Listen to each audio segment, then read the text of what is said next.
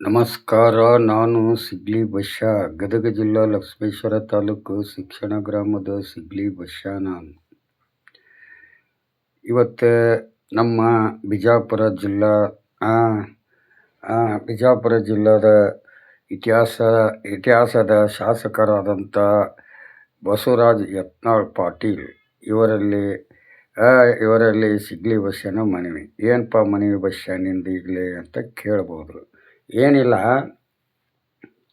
B J P ಆಡಳಿತದಲ್ಲಿದ್ದಾಗ Covid ಸಂದರ್ಭದಲ್ಲಿ 40,000 ಕೋಟಿ ಹಗರಣನ ನಿಮಗೆ ಗೊತ್ತಿದ್ದಂಥ ವಿಚಾರ ಐತಿ.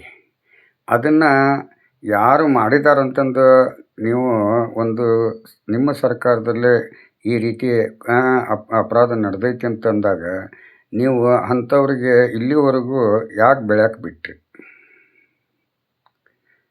40,000 ಕೋಟಿ ಕೋವಿಡ್ ಹಗರಣದಲ್ಲಿ ನಡೆದಂಥ ಪ್ರಕರಣ, ಅದನ್ನು ಒಬ್ಬ ಶಾಸಕ ಆದವರು, ಬಿ ಜೆ ಪಿಲಿ ಇತಿಹಾಸ ಇದ್ದಂಥ ಹೆಸರು ಪಡೆದಂಥವರು, ನೀವು ಇಂಥ ಬಿ ಜೆ ಪಿ ಸರ್ಕಾರದಲ್ಲಿ ಇಂಥ ಅವ್ಯವಹಾರ ಮಾಡ್ತಾಯಿದ್ದೀರಿ ಅಂತಂದು ನೀವು ಒಂದು ದೂರು ಕೊಡ್ಬೋದಾಗಿತ್ತು. ಇಲ್ಲ ಅಂದರೆ ಹೋರಾಟದ ಮುಖಾಂತರ ಈ ವಿಚಾರ ಸಾರ್ವಜನಿಕರ ಮುಂದೆ ಹಂಚ್ಕೋಬೇಕಾಗಿತ್ತು. ಆದರೆ ಈಗ ನೀವು ಹೇಳ್ಕೊತೀರಿ. ಯಾಕಂದರೆ ಬಿ ಜೆ ಪಿಯವರು ನಿಮ್ಮನ್ನು ಪಕ್ಷದಿಂದ ಹೊರ ಹಾಕಿದ ನಂತರ ನೀವು ಹೇಳಿಕೆ ಕೊಡ್ತಾಯಿದ್ದೀರಿ. ಯಾಕೆ ಇಲ್ಲೇ ಜನರು ನೀವು ಅವತ್ತು ಸತ್ಯ ಹೇಳಿದ್ರೆ ನಿಮಗೆ ಸಾವಿರಾರು ಹೂವಿನ ಹಾರ ಬೀಳ್ತಿದ್ದು ಕೊಳ್ಳಿಗೆ. ನೀವು ಅಪರಾಧಿನ ಇಷ್ಟು ವರ್ಷ ಬಚಾವ್ ಮಾಡಿ ಕೋವಿಡ್ ಆದಾಗಿನಿಂದ ಇಲ್ಲಿವರೆಗೂ ಅವರು ಕೋವಿಡ್ ಹಗರಣದಲ್ಲಿ ದುಡ್ಡು ಹೊಡ್ಕೊಂಡು 420 ಮಾಡಿದಂಥವ್ರು ಅವ್ರ ವಿರುದ್ಧ ಅರೆಸ್ಟ್ ಮಾಡಿ ಒಳಗೆ ಹಾಕ್ಸ್ಬೋದಾಗಿತ್ತು. ಈಗ ನಿಮ್ಮನ್ನು ಅವರು ಬಿ ಜೆ ಪಿ ಹೊರಗೆ ಹಾಕಿದಾಗ ಇಲ್ಲ ಸಲ್ಲದ ಆರೋಪ ಮಾಡಿದರೆ ಅದು ತಪ್ಪಾಗುತ್ತೆ. ಇದಕ್ಕೊಂದು ಉದಾಹರಣೆ ಕೊಡ್ತೀನಿ. ಹಿಂದೆ ಮೇಟಿಯವರು ಪ್ರಕರಣನ ತಗೊಳ್ಳಿ. ಮೇಟಿಯವರು ಇತಿಹಾಸದ ಒಬ್ಬ ರಾಜಕಾರಣಿ ಕಾಂಗ್ರೆಸ್ನಲ್ಲಿ. ಅವರು ಒಂದು ವಿಡಿಯೋ ಇಡೀ ಭಾರತ ದೇಶದಲ್ಲೇ ಹರಡಿ ಹೋಗಿದ್ದಾಗ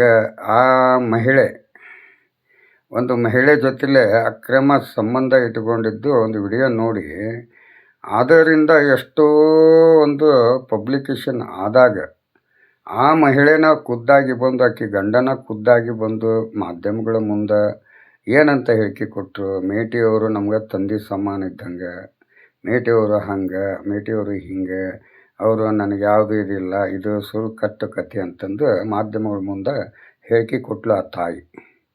ಹೇಳಿಕೆ ಕೊಟ್ಟಿದ್ದಾಗ ಅವತ್ತಾಕೆ ಸತ್ಯ ಹೇಳಿದ್ರೆ ಮೇಟಿಯವ್ರ ಪ್ರಕರಣ ಏನಾಗ್ತಿತ್ತು, ಕಾನೂನು ನೋಡ್ಕೊತಿತ್ತು, ಜನರಿಗೂ ಇವ್ರ ಬಗ್ಗೆ ಗೊತ್ತಾಗ್ತಿತ್ತು.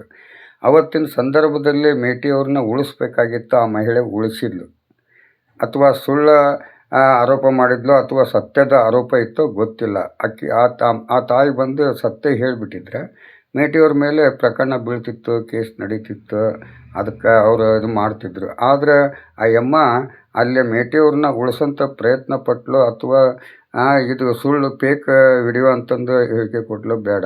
ಆದರೆ ಮೇಟಿಯವರು ದೇವ್ರಂಥವ್ರು, ನಮ್ಮ ತಂದೆ ಸಮಾನ ಇದ್ದಂಗೆ, ಅವ್ರ ಜೊತೆ ನನ್ನ ಅನೈತಿಕ ಸಂಬಂಧ ಇಲ್ಲವೇ ಇಲ್ಲ ಅಂತಂದು ಮಾಧ್ಯಮಗಳ ಮುಂದೆ ಹೇಳಿಕೆ ಕೊಟ್ಟಿಂದ ಆ ಕೇಸ್ ಅಲ್ಲಿಗೆ ನಿಂತ ಕೆಲ ತಿಂಗಳ ನಂತರ ಅದೇ ಮಹಿಳೆ ಬಂದು ಮೇಟಿಯವರು ನನಗೆ ಹಂಗೆ ಮಾಡಿದರು, ಹಿಂಗೆ ಮಾಡಿದರು, ನಾನು ಅವ್ರನ್ನ ಉಳಿಸೋಂಥ ಪ್ರಯತ್ನ ಪಟ್ಟು ಈಗ ನನಗೆ ನ್ಯಾಯ ಬೇಕಂತ ಕೇಳಿದಾಗ ಜನ ಯಾರ ಮುಂದೆ ಬರ್ತಾರಪ್ಪ ಆಕೆಗೆ ನ್ಯಾಯ ಕೊಡ್ಸಕ್ಕೆ? ಹಾಗೆ ಬಸವರಾಜ್ ಯತ್ನಾಳ್ ಅವ್ರ ಕಥೆ ಆಯ್ತು. ನೀವು ಅವತ್ತು ಹಂಗೆ ಹಗರಣ ನಡೆದೈತಿ ಅಂದಾಗ, ಯಾಕಂತಂದ್ರೆ ಇವತ್ತು ಎಲ್ಲ ವ್ಯವಸ್ಥೆಯಲ್ಲಿ 160ರಷ್ಟು ಕಳ್ಳರ ಹುಟ್ಕೊಂಡ್ಬಿಟ್ಟಿದ್ದಾರೆ, ದುಡ್ಡು ಮಾಡೋಕೆ ಹುಟ್ಕೊಂಡಿದ್ದಾರೆ, ಅವ್ರವ್ರ ಹೆಂಡ್ರ ಮಕ್ಕಳಿಗೆ ತಾಜ್ ಮಹಲ್ ಕಟ್ಟೋಕೆ ಹುಟ್ಕೊಂಡಿದ್ದಾರೆ, ಕಂಡವ್ರ ಆಸ್ತಿ ಹೊಡ್ಕೊಂಡು ಮಜಾ ಮಾಡೋಕೆ ಹುಟ್ಟಿದ್ದಾರೆ, ಕಂಡವ್ರ ದುಡ್ಡಿಗೆ ಆಸೆ ಪಡೋರು ಹುಟ್ಕೊಂಡಿದ್ದಾರೆ, ಅವರೆಲ್ಲ ಕರೋಡುಪತಿಗಳಾಗಿದ್ದಾರೆ. ಇವತ್ತೆಲ್ಲ ಪ್ರಜಾಪ್ರಭುತ್ವದ ಮುಂದೆ ಅವರ ಅಪರಾಧಿಗಳ ಥರ ಅವ್ರ ಆಸ್ತಿನ ತೋರಿಸ್ಕೊಂಡು ಅಪರಾಧಿಗಳಾಗಿದ್ದಾರೆ. ಅಂಥ ವ್ಯವಸ್ಥೆ ಆಗೈತಿ. ಅಂಥ ವ್ಯವಸ್ಥೆಯಲ್ಲಿ ಇದ್ದಂಥವ್ರನ್ನ ನೀವು ಒಳ್ಳೆ ಶಾಸಕರಾದವರು 40 ಸಾವಿರ ಕೋಟಿ 40,000 ಕೋಟಿ ಇಂಥ ಹಗರಣ ನಡೆದೈತಿ ಅಂದಾಗ ನೀವು ಯಾಕೆ ಅವ್ರ ವಿರುದ್ಧ ಕಂಪ್ಲೇಂಟ್ ಕೊಡಲಿಲ್ಲ? ಇವತ್ತು ನೀವು ಬಿ ಜೆ ಪಿಯಿಂದ ಹೊರಗೆ ಹಾಕ್ತಿದ್ದಿಲ್ಲ ಅವರು ಕಂಪ್ಲೇಂಟ್ ಕೊಟ್ಟಿದ್ರೆ. ಹ್ಞೂ ಇವತ್ತು ಹೊರಗೆ ಬಂದಿಂದಾಗ ನೀವೇನು ಸಾಧನೆ ಮಾಡಿದ್ರಿ? ಹಾಂ ನೀವೇನು ಸಾಧನೆ ಮಾಡಿದ್ರಿ ಹೇಳಿ. ಆ ಸಾಧನೆ ಅಂದ್ರೆ ಅದೇ ನೀವು ಮಾಡಿದ್ದು ಇದೆ. ಏನಪ್ಪ ಅಂತಂದರೆ ಬಿ ಜೆ ಪಿ ಪಕ್ಷದಲ್ಲಿ ಯಡಿಯೂರಪ್ಪ ಹಂಗೆ, ಯಡಿಯೂರಪ್ಪನ ಮಗ ಹಿಂಗೆ, ಯಡಿಯೂರಪ್ಪ ಹಂಗೆ, ಯಡಿಯೂರಪ್ಪನ ಮಗ ಹಿಂಗೆ, ಬಸವರಾಜ ಬೊಮ್ಮಾಯಿ ಹಿಂಗೆ ಒಬ್ಬೊಬ್ಬರ ಮೇಲೆ ಆರೋಪ ಹೊರಿಸ್ಕೊಂತಾನ. ಮತ್ತು ಕಾಂಗ್ರೆಸ್ನ ಬೈಕೊಂತಾನ, ಇಸ್ಲಾಮನ್ನು ಬೈಕೊಂತಾನ, ಬಸವಣ್ಣವ್ರನ್ನೂ ಬೈಕೊಂತಾನ, ನಿಂದಿಸ್ಕೊಂತಾನ. ನೀವು ಇಲ್ಲಿವರೆಗೂ ನಡೆದು ಬಂದ್ರಿ. ಈಗ ಈ ನಡೆದಂಥ ಸಂದರ್ಭದಲ್ಲಿ ನೀವು ಕೆಲವೊಂದು ವಿಡಿಯೋ ಮಾಡಿ ಬಿಟ್ಟಿದ್ದೀರ. ಏನಂತ?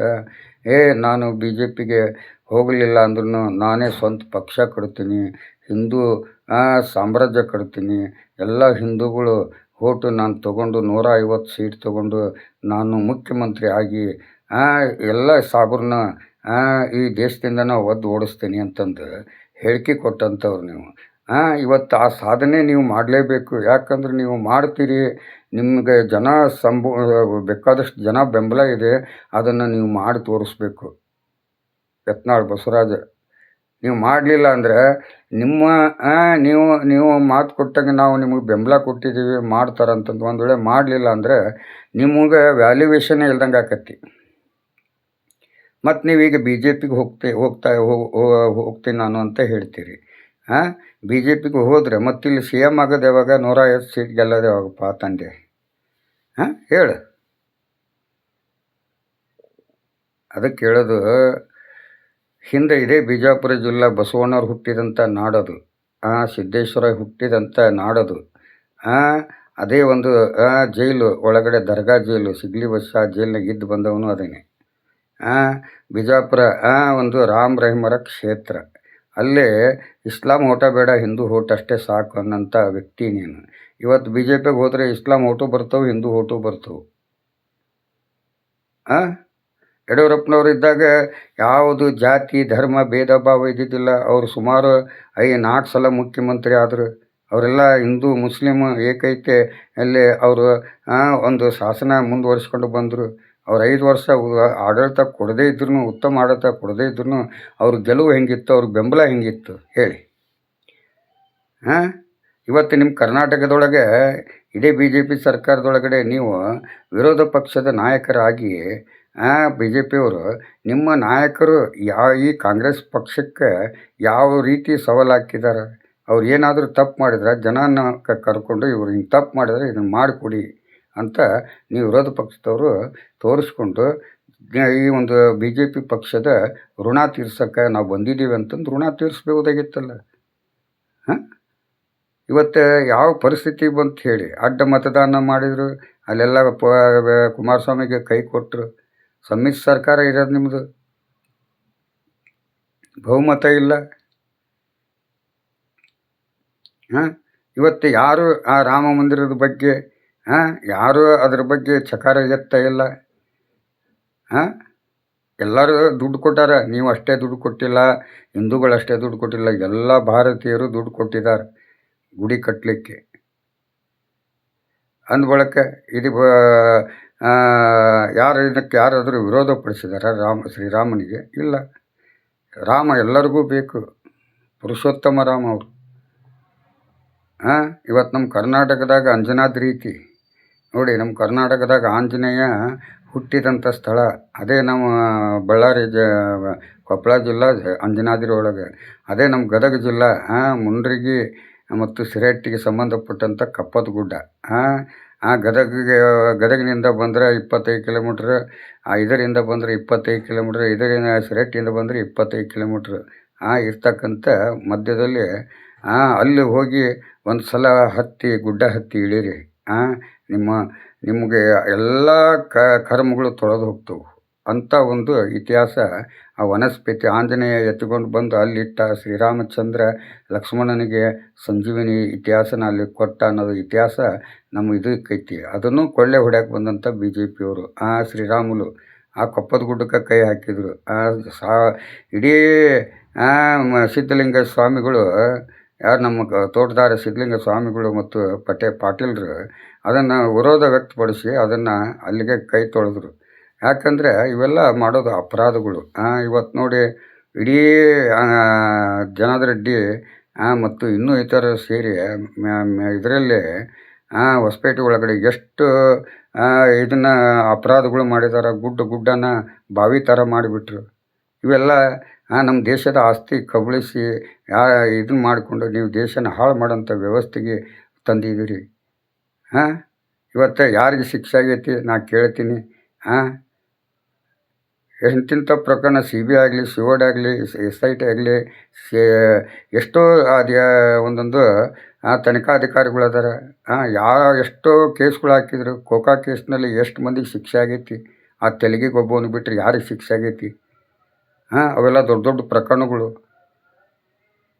ಇವೆಲ್ಲ ನಾವು ಜೈಲಿನಾಗ ಕುಂತು ಓದಿದವರು, ನೋಡಿದವರು, ಪ್ರತಿಯೊಂದು ಕರ್ನಾಟಕದಲ್ಲಿ ಪ್ರತಿಯೊಂದು ಗ್ರಾಮದವರು 5 ನಿಮಿಷ ಚಟ, 5 ನಿಮಿಷ ದಾಟ, 5 ನಿಮಿಷದ ಸಿಟ್ಟಿಗೆ ತಪ್ಪು ಮಾಡಿ ಬಂದಾಗ ಅವರು ಯಾವೂರಪ್ಪ, ಯಾವ ಜಿಲ್ಲಾ, ಯಾವ ಊರು, ಯಾವ ತಾಲೂಕು ಅಂತ ಕೇಳಿಕೊಂಡು ಅವ್ರ ಕತೆ ಕೇಳಿದಾಗ ಅಲ್ಲಿ ಯಾರು ಶಾಸಕರದಾರ, ಅಲ್ಲಿ ಯಾವ ಅಧಿಕಾರಿ ಇದಾನ, ಅಲ್ಲಿ ಯಾವ ನ್ಯಾಯಾಧೀಶರದಾರ, ಇಂಥವೆಲ್ಲ ಪ್ರಶ್ನೆಗಳು ಆಗ್ತಾ ಇದ್ದಾಗ ಯಾವ್ಯಾವ ಕೋರ್ಟ್ನಲ್ಲಿ ಏನೇನು ಅನ್ಯಾಯ ನಡೆದೈತಿ, ಯಾವ ಕೋರ್ಟ್ನಲ್ಲಿ ಸರಿಯಾದ ನ್ಯಾಯ ಸಿಗ್ತೈತಿ, ಯಾವ್ಯಾವ ಪೊಲೀಸ್ ಸ್ಟೇಷನ್ ಹೆಂಗದು ಎಲ್ಲನೂ ನಾನು ಕುಂತಲೇನ ಕತೆ ಬರೆದಂಥ, ಕತೆ ಓದಿದಂಥ, ಕತೆ ತಿಳ್ಕೊಂಡಂಥ ಬಶ್ಯ ಇದ್ದೀನಿ. ನನ್ನ ನೀವು ಅಲ್ಲುಗಳೆದು ತಪ್ಪಾಗುತ್ತೆ. ಯಾಕಂದ್ರೆ ಒಬ್ಬ ಹೋರಾಟಗಾರ ಹೆಂಗಿರಬೇಕು? ಯಾವ ಪಕ್ಷಕ್ಕೂ, ಯಾವ ಜಾತಿಗೂ, ಯಾವುದಕ್ಕೂ ಒಳಪಡಬಾರ್ದು ಅವನು. ಶಾಸನ ಆಗಲಿ, ಕಾರ್ಯಾಂಗಾಗಲಿ, ನ್ಯಾಯಾಂಗಾಗಲಿ, ಮಾಧ್ಯಮಂಗಾಗಲಿ, ಇನ್ನೂ ಕೆಲವೊಂದು ಎಷ್ಟೋ ವ್ಯವಸ್ಥೆಗಳಲ್ಲಿ ತೆರಿಗೆ ದುಡ್ಡು ತಿನ್ನೋರ ಜೊತೆಲೇ ನಾವು ಬೆರೀಬಾರ್ದು. ಯಾಕಂದ್ರೆ ಒಬ್ಬ ಹೋರಾಟಗಾರ ಯಾರ ಹಂಗಿನಲ್ಲಿ ಇರಬಾರ್ದು. ಅವನು ನಿಜವಾದ ಹೋರಾಟಗಾರ ಅಂತಾರೆ. ಅವನು ಅವನ ಮನೆಗೆ ಬಂದು ಸರ್ವೆ ಮಾಡಿದ್ರು, ಅವನ ಮನೆಯಲ್ಲಿ ಸರ್ವೆ ಮಾಡಿದ್ರು ಅವ್ನ ತೂಕಕ್ಕಿಂತ ಕಮ್ಮಿ ತೂಕವಾಗಿ ಇರಬೇಕು ಹೊರತು ಅವ್ನ ತೂಕಕ್ಕಿಂತ ಜಾಸ್ತಿ ತೂಕ ಆಗಿ ಬೆಳಿಬಾರ್ದು. ಇವತ್ತು ನೋಡಿ, ಒಬ್ಬೊಬ್ಬ ಮುಖ್ಯಮಂತ್ರಿ 1400 ಕೋಟಿ. ಇದು ಎಲ್ಲಿಂದ ಬಂತು? ಇವೆಲ್ಲ ಹೆಂಗೆ? ಇವು ಅದಕ್ಕೋಸ್ಕರ ನಾ ಕೇಳೋದೇನಪ್ಪ ಅಂದರೆ, ನ್ಯಾಯಾಂಗದಲ್ಲಿ ನ್ಯಾಯವಾದಿಗಳಿಗೂ ಸರ್ಕಾರಿ ಸಂಬಳ ಕೊಡಬೇಕು, ಆಮೇಲೆ ಮಾಧ್ಯಮಗಳಿಗೂ ಸರ್ಕಾರಿ ಸಂಬಳ ಕೊಡಬೇಕು, ಆಮೇಲೆ ರಾಜಕಾರಣಿಗಳು ಸರ್ಕಾರಿ ಸಂಬಳ ಕೊಡಬೇಕು. ಹೆಂಗೆ ಒಬ್ಬ ಮೇಸ್ಟ್ರಿಗೆ, ಒಬ್ಬ ಪೊಲೀಸನಿಗೆ, ಒಬ್ಬ ಡಾಕ್ಟ್ರಿಗೆ ಹೆಂಗೆ ಸಂಬಳ ಇದೆ, ಹಂಗೆ ಅವ್ರಿಗೂ ಆ ಥರ ಸರ್ಕಾರಿ ಸಂಬಳ ಕೊಟ್ಟರೆ ಇಲ್ಲೇ ಜನಸಾಮಾನ್ಯರಿಗೆ ನ್ಯಾಯ ದೊರಕಿಸಿಕೊಡೋಂಥ ವ್ಯವಸ್ಥೆ ಆಗ್ತವೆ. ಇವತ್ತು ದುಡ್ಡಿದ್ದವನು ಕೋಟಿಗಟ್ಟಲೆ ಖರ್ಚು ಮಾಡಿ ಕೋರ್ಟ್ನಲ್ಲಿ ಗೆದ್ದು ಬಂದುಬಿಡ್ತಾನೆ. ಅದು ಸುಳ್ಳಿದ್ದು ಸತ್ಯ ಮಾಡಿಕೊಂಡು ಬರ್ತಾನೆ. ಅಂಥ ಒಂದು ವ್ಯವಸ್ಥೆ ನಡೀತೈತೆ. ಅನ್ಯಾಯಕ್ಕೊಳಗಾದವನು ಎಲ್ಲ ಕಳ್ಕೊಂಡು ಕೊನೆಗೆ ಉರುಳಾಕ್ಕೊಂಡು ಸತ್ತು ಹೋಗ್ತಾನೆ. ಇಂಥ ವ್ಯವಸ್ಥೆ ಬೇಕಾ ನಮ್ಮ ದೇಶಕ್ಕೆ? ಇದು ಭಾರತ ದೇಶ, ಜಾತ್ಯತೀತ ದೇಶ. ಈ ದೇಶನ ನಾವೆಲ್ಲರೂ ಕಾಪಾಡಬೇಕು. ಯಾಕಂದರೆ ಪ್ರತಿಯೊಂದು ಜಾತಿ ಧರ್ಮಕ್ಕೆ ಅವ್ರದ್ದೇ ಆದಂಥ ಸನಾತನ ಇದೆ.